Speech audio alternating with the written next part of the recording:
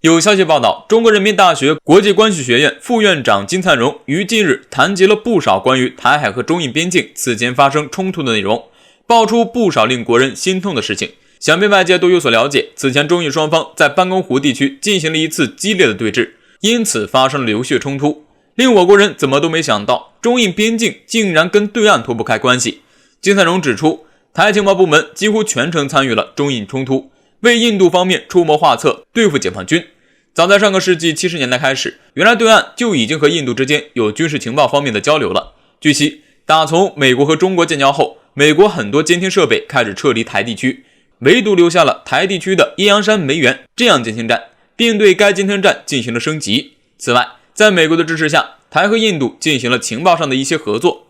台负责监听中国大陆东南方向的情报，印度负责南海和印度洋方向的情报。这样一来，美国就可以什么都不用做，就可以获得中国整个东部和南部的情报。利用棋子坐收渔翁之利是美国常用的手段，这一点我国人并不觉得意外。而印度向来跟中国不对付，把中国当成假想敌，所以印度能监听中国相关情报，也在我国意料之中。可台是什么意思？台海是中国不可分割的一部分，就算两岸之间闹了矛盾，再怎么说也是自己家的事情。台却向着外人，帮助印度出谋划策对付自己人。别小看台当局给印度提供的情报信息，台情报部门很可能提供印度我军未来作战战略方向，挑逗印度在边境向我军发起挑衅，以达成干扰大陆战略决策的目的。在此背景下，以前加勒万河谷冲突爆发1周年之际，印度率先向我军出手，难保不是印度事先策划好的。总之，印度突然袭击导致我军战士牺牲，就如金灿荣所说，这是一笔血债，而这债间接性也有台情报部门的责任。看来面对胳膊肘往外拐的台当局，我国未来也没有必要手下留情。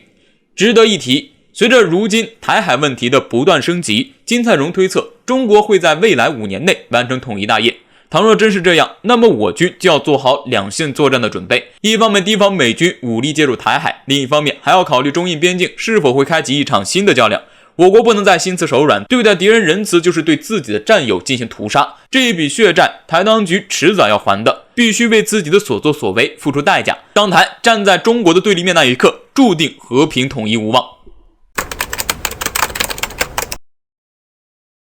一直以来，中国在芯片领域制造方面处于薄弱状态，这一点也成了美国打压中国的一个突破口。近年来，我国在高端科技领域的逐渐崛起，更是让美国按耐不住了，不断对中资企业进行制裁和打压。不过即便是这样，我国科技也在不断的向前发展。近日，中国科学院又迎来了一项新的研究进展，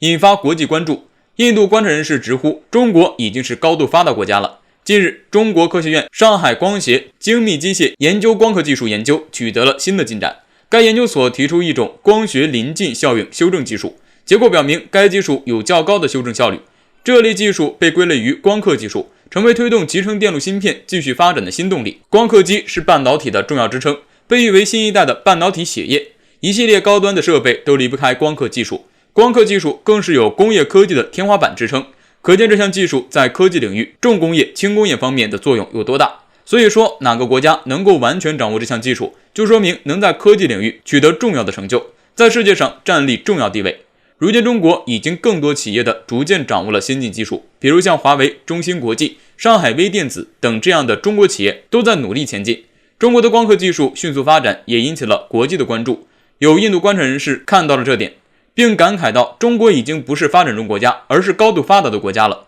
在某论坛上，他发表了这样的评论：谁说中国是发展中国家呢？胡说八道！现在的中国已经是高度发达的国家了。还有人认为，此时此刻中国正在快速转型。再次访问中国时，你们便会发现中国现在的进步很大。正是因为中国有了如此大的进步，美国更是将矛头指向了我们，开始全面制裁中国。因为美国看到了中国崛起的迅速，他们开始惧怕眼前的这个东方雄狮。近期美国政府就以涉军企业为由，将中国59家企业进行制裁。其实大家都明白，美国只不过是怕中国新兴科技领域超过他们，找各种理由来对中国进行打压罢了。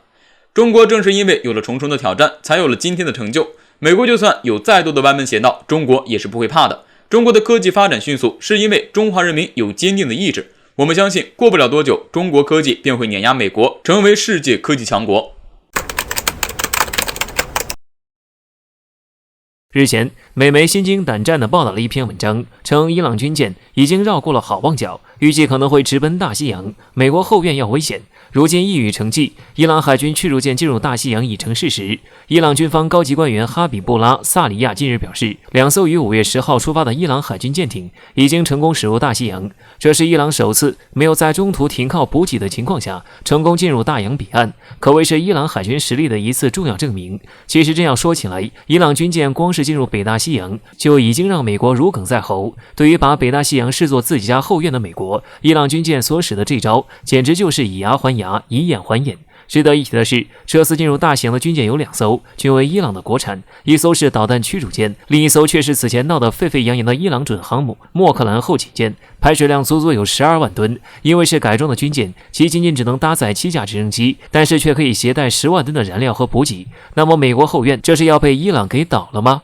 当然，在伊朗自由航行的时候，自然也是有不少任务的，不然不就是像美国一样纯粹的烧油吗？伊朗可没有那么富，所以伊朗这次要去大西洋驰援紧邻加勒比海的委内瑞拉，给委内瑞拉送石油和舰艇。但是伊朗军舰既然去了北大西洋，还能真的就什么都不做吗？当然，伊朗作为一个常年奔走在对抗美国线上的国家，虽然实力不足，但是却从来都不怂。虽然直面美国是不太可能，但是借机给美国添点堵还是完全可行的。毕竟委内瑞拉紧邻加勒比海，说不定伊朗就直捣美国后院呢。有意思的是，伊朗这么一做，不仅直接让美国陷入后院可能起火的危机，还连着其他地方海域让美国三面俱危。其一是北大西洋的伊朗不做他想，其二就是黑海。日前美国派出军舰进入黑海，预备援助乌克兰，甚至还预计拿出1.5亿美元。这虽然不多，但是也明明白白的要乌克兰继续与俄罗斯对抗。那么俄罗斯会答应吗？想来不久，俄罗斯就要派军舰去黑海，到时候美国必然和俄罗斯对上。其三就是在亚太，美国如今在亚太的动作越来越明目张胆，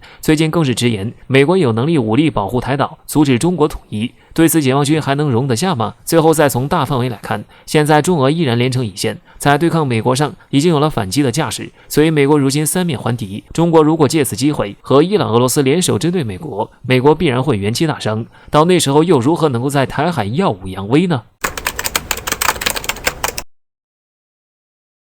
最近一段时间，相信大家都能明显感受到，以美国为首的反华势力正在加强对中国的围堵，尤其是美日在台海问题上，更是加剧了对华挑衅的力度。美国继宣布对台军售案以后，又在近期声称要派特种作战部队抵达台岛，教授台军两栖作战和特种作战的技巧。这一举动对大陆的挑衅意味十分明显，也说明美台间的军事勾连正在趋向实质化。与此同时，日本也就台海问题与美国、欧盟、澳大利亚先后发表联合声明，直接公开叫嚣要联合盟友干涉中国内政。除此以外，日本参议院还在近日通过一项所谓的涉台决议，内容大致就是日本呼吁有关国家允许台湾以观察员的身份参加世卫组织的下一届大会。值得一提的是，日本首相菅义伟在此之前还口误地把台湾称为国家，但是现在看来，日本通过涉台决议的举动更像是把口误变成了事实。至此我们可以看到，美日正在不断加强对台海问题的干涉力度，这种行为无异于给紧张的局势再添了一把火，同时也让岛内异常紧张。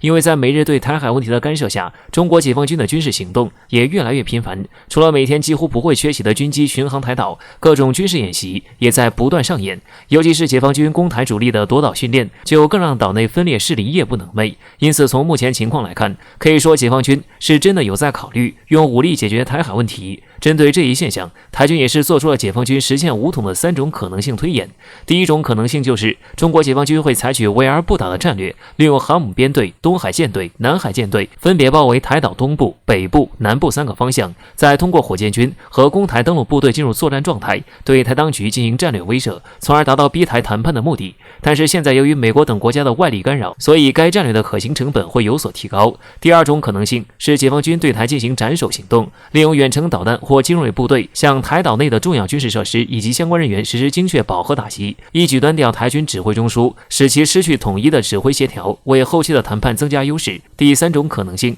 就是解放军的最坏打算，即在外力的不断干涉下，台海发生一场全方位的战争，解放军被迫进行登岛作战，利用空军优势对台岛军事设施如机场跑道进行打击，迅速夺取制空权，然后再通过弹道导弹精准摧毁台军指挥中枢，最后由攻台登陆部队向岛内推进，清扫台海军残存火力，实现统一目标。最后我们可以看到，大陆对台岛一直保留着那份善意，希望通过和平的方式完成统一，但是解放军也在为统一做好了最坏的打算。总之，统一的主动权在大陆，而武统的选择权在台当局。无论最后是以何种方式解决台海问题，祖国都必然统一。